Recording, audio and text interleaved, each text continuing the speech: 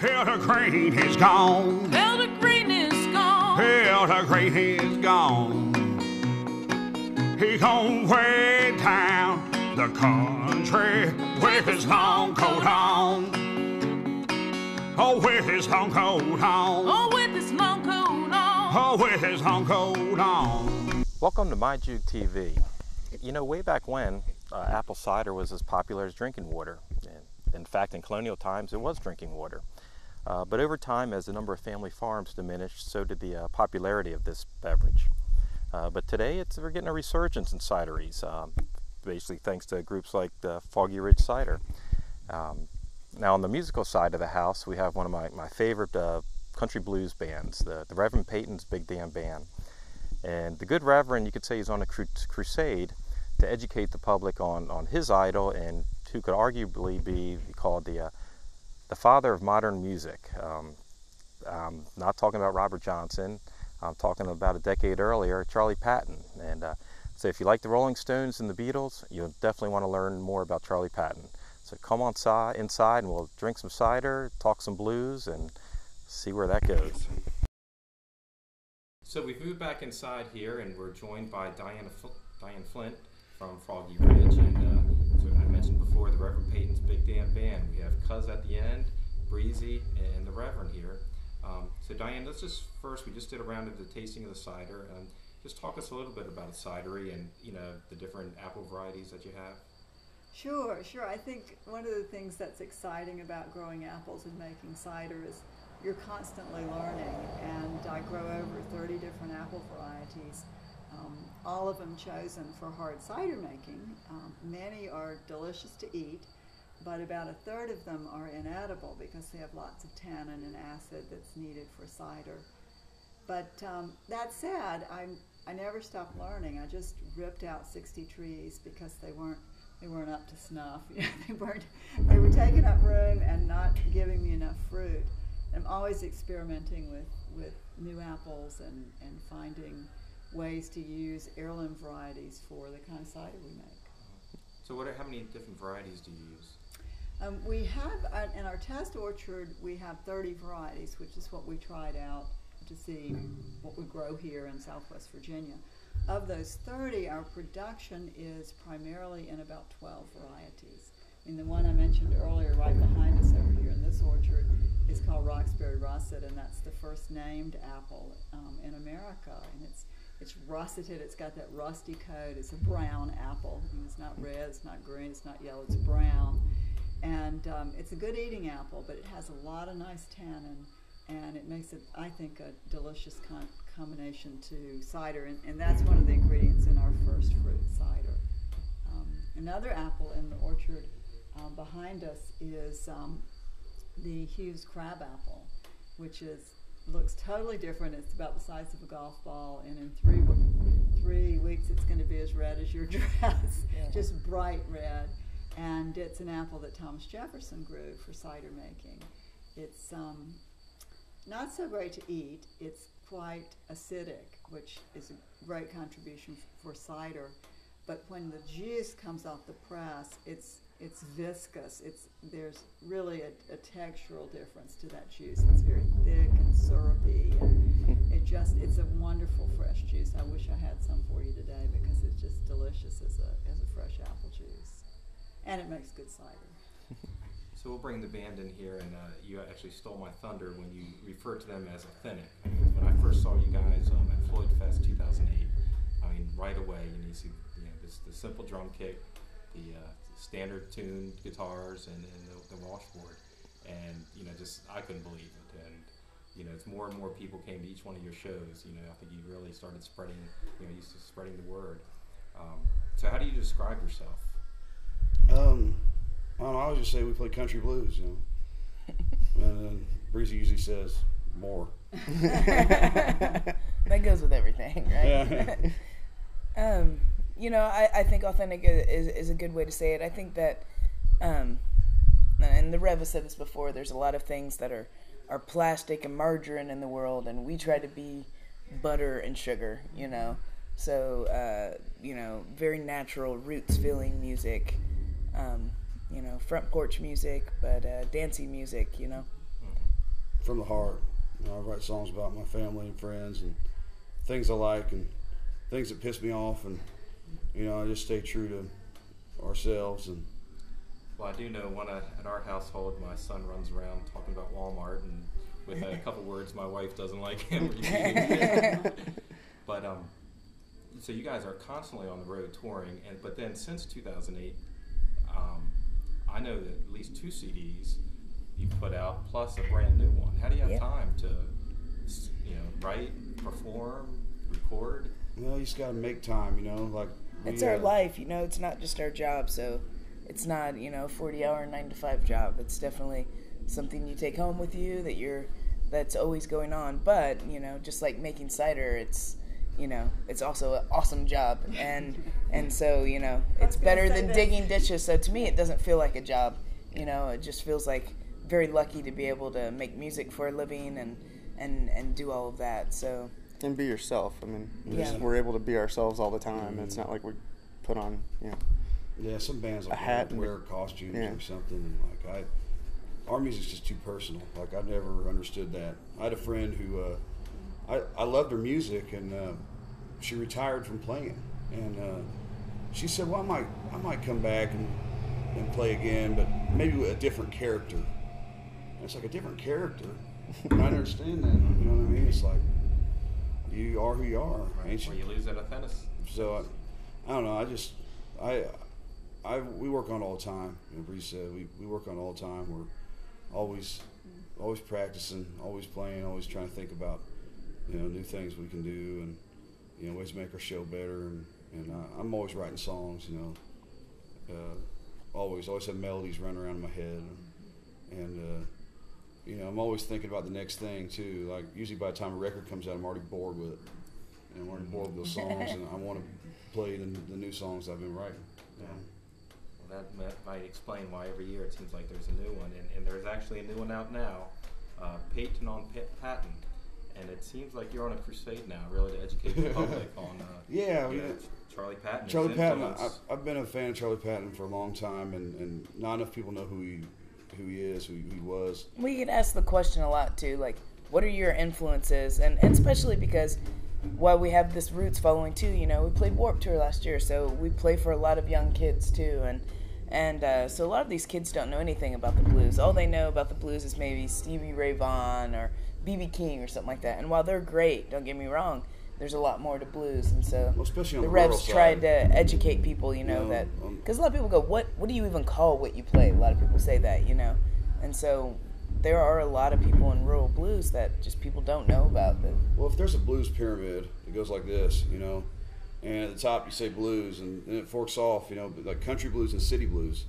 It's like there's 2 separate things, but at the top of that pyramid is Charlie Patton, the very top.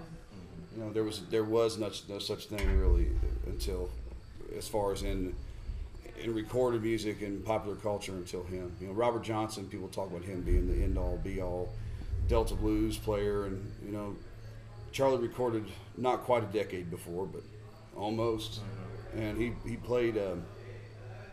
He had real hit records at the time. Robert Johnson's records weren't hits at the time. Charlie had hit records at the time. He traveled all over the United States. He recorded in Indiana and Wisconsin. He was going to be recording in other places if he hadn't died. He was able to buy a brand new car. He played a brand new Gibson. None of them guys played a brand new Gibson. And having a brand new car was, it was beyond. I mean, there were people. And he was part white, he was part black, he was part Native American, and so he was kind of like the people's person too. He played reservations, and he played on plantations, and he played for white folks too. And so I think there's a lot about him where he kind of is everyone. He's the face. I think he's of one of the everyone. most unique figures in American music, and maybe the most important. If people like Muddy Waters, Buck White, Howlin' Wolf, Pop Staples, John Lee Hooker, some of these people, they cited him as a direct influence.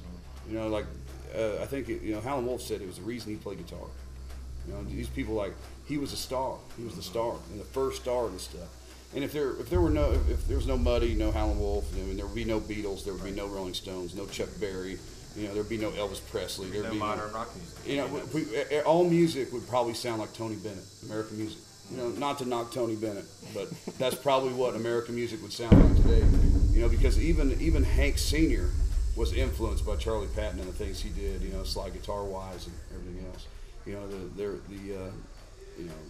Anybody that's ever touched a guitar owes something to Charlie, and especially people play slide guitar. But it's his importance in American music is very underappreciated. I think these colleges have history of rock and roll classes, and the first week ought to be Charlie Patton. It's not. Usually it's Robert Johnson. Because he was a showman too. I mean, people who've seen our show know that our live show is what people talk about, and so he was playing guitars behind his back, and he was a real showman at that time. Talk about Jimi you Hendrix. Think about some of the old blues, and you think about just some old guy sitting on a porch playing music, and not people dancing, but like he was dance music. He was people would go there on the weekend to party, so I think that's really important to understand that. 6.5 days a week. They had a half day off every week. And then and how many calories did they say they needed? 10,000. 10,000 They calories burned a day. 10,000 calories a day working on Dockery Farm where he grew up, and they only had half a day off, and that was when Charlie would show up with his guitars. Those people wanted to cut loose. They wanted to have fun. And all those people that were inspired by him saw that as a way out. I mean, they see him showing up to play. And showing up in a brand new car and a brand new kid gets in. Yeah. But then sadly, he passed away at an early age, or relatively Yeah, early he did. Yeah. 2 years before Robert Johnson ever recorded a note, Charlie Patton died. And it was of a heart condition, they believe. They're not exactly sure, but it was just natural causes, just a random thing. He was his own man. You hear all these stories about other artists and Robert Johnson and Tommy Johnson, whoever you want to believe, selling their soul to the devil and all this stuff to play music. Like Charlie Patton was his own man. He, Didn't sell soul to anybody. Nobody owned his soul. So how did you select these songs to put on the? Well, there were songs either A, like I felt like were really influential to me. B, I felt like I could really do them justice. And then there was another C, the third factor was I wanted to cover a little bit of all like what I think of as the styles of Charlie Patton, so that all the different ways he played were covered. And I got most of them. He recorded I think close to 60 songs. Not all of them. And the only recordings we have of Charlie Patton, like Robert Johnson, they still have the aluminum masters. Well, Charlie Patton recorded a wax cylinder. Those were melted down as soon as they were pressed to 78. So the only music we have in existence is people's private 78 record collections. Wow. So like some of those 60 songs are pretty rough. They were found in attics, and it's hard to even decipher what's going on. So I wanted to pick songs that I felt like some of them were some of those ones that were a little bit rough, so that people could hear them. And, I spent a long time on it, trying to figure out which I was going to play, and I've been into Charlie Patton since I was 12 years old, so it's kind of a lifetime of stuff. What I also like is, with some of these days I'll be gone, where you have 3 different versions. I think that's very unique. You don't see that. Yeah, it's kind of like how like the hip hop guys will like remix it, let a DJ come and remix it. I remixed it myself, only myself. I kept it pretty true to Charlie. I went through and I woodshed these songs to make sure, like, 'cause, some of them I hadn't really visited in a while. Some of them in a decade. I hadn't played them in a decade. And I wanted to go back and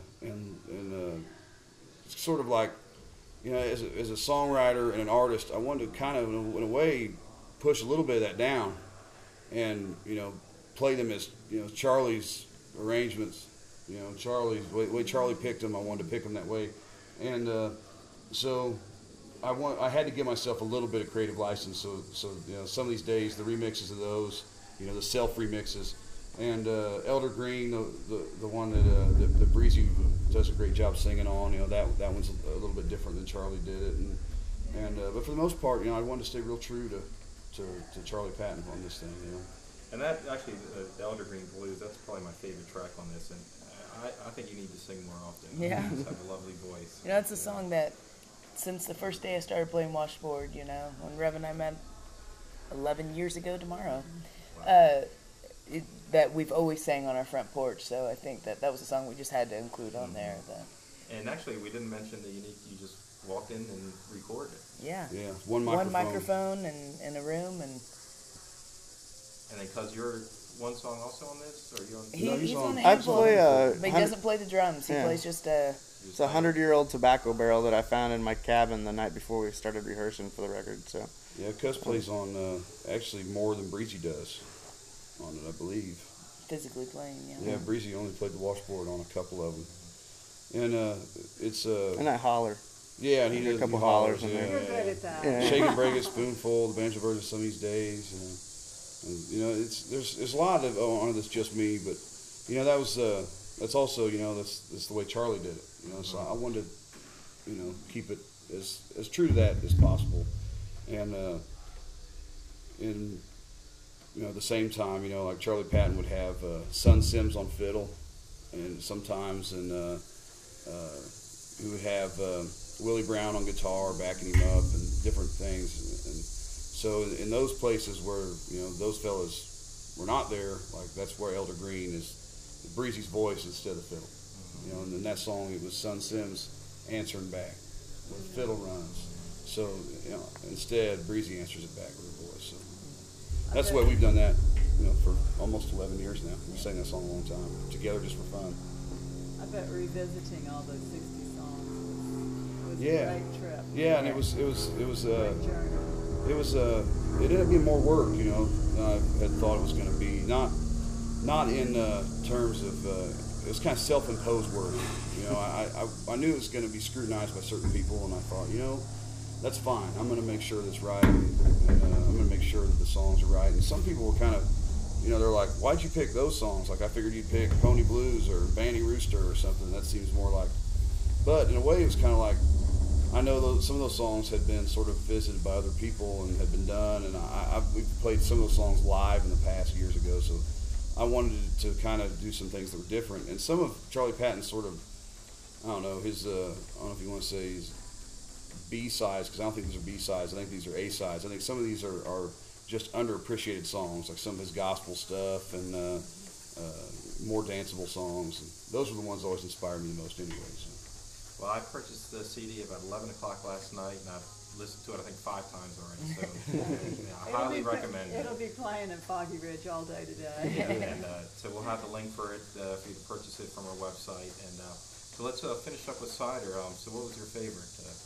Well, the dessert one I really like because I like to cook, and so I think that would be a really fun one to cook. But I think the sweet stamen was the one that I've drank the most of. I think I like the serious cider. It's the real dry one, so it's very refreshing. He's the serious one. So. Yeah. We noticed that. I'm the shy, dreamy one, not the serious. That's great. Well, certainly cider's a great beverage for a hot day like today. Oh yeah. Well, thank you for having us. And where's Foggy Ridge available for people to purchase? Throughout Virginia, North Carolina, South Carolina, Alabama, and Washington, D.C. Yeah. So we'll have all the links up to Foggy Ridge as well. And so I really appreciate everyone coming here and participating. And we'll see you next time on MyJoogTV. Thanks for coming. Thanks so much. Cheers. Well, thank you. We're done. On the record, I do this same song 3 different ways. I do it the Charlie Patton way, and then I do a version I call the Reverend Peyton slide guitar version, and then I do a 5-string banjo version, so I'm going to do that one right here tonight. This song's called Some of These Days, and I just love the melody of this song. I think it's so pretty.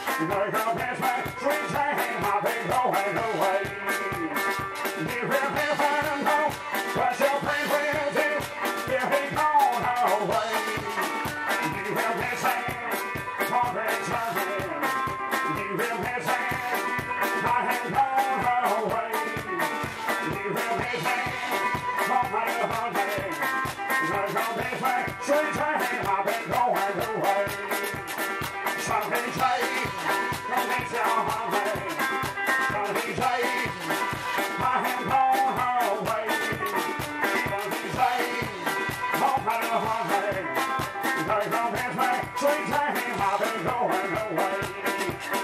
He will never know what your friends will do till he's gone away. He will miss him, always turning. He will miss him, while he's gone away. He will miss him, always hungry. There goes his man, sweet time, I've been going away. So he's late, don't make you hungry. So he's late, while he's gone away. So he's late, always hungry. There goes his man, sweet time.